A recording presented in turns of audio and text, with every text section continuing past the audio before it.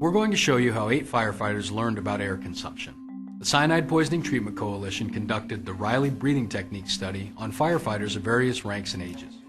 Each firefighter wore full PPE and walked on a treadmill at a steady 3 miles per hour.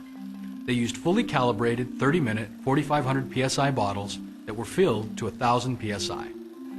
Firefighters were told to breathe naturally for 15 minutes or until they ran out of air. Before they started the evaluation, we asked them how long they would last on that amount of air.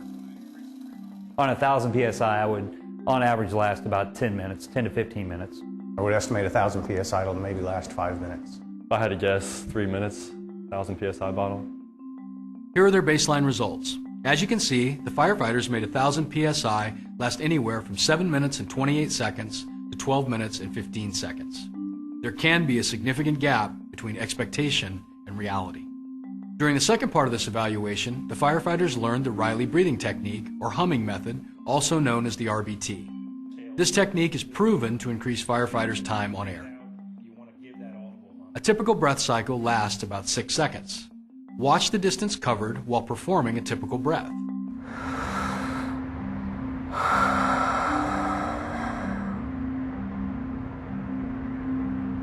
Utilizing the RBT, one can typically double a breath in excess of 12 seconds by simply humming on exhale.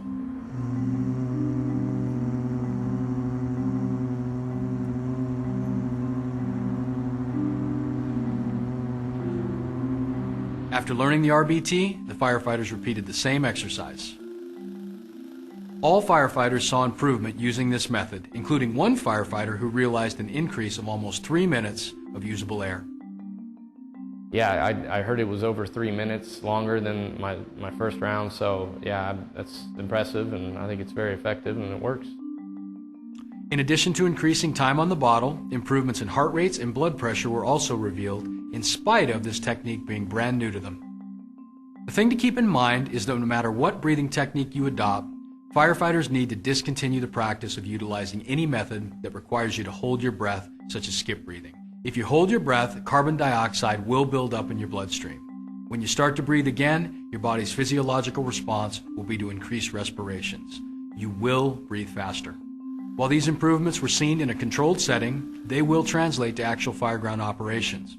It's important to note that breathing techniques are not always possible, especially when you're doing strenuous work. The goal is to utilize them when you can to better conserve your air and make the most of the time available for safe interior operations.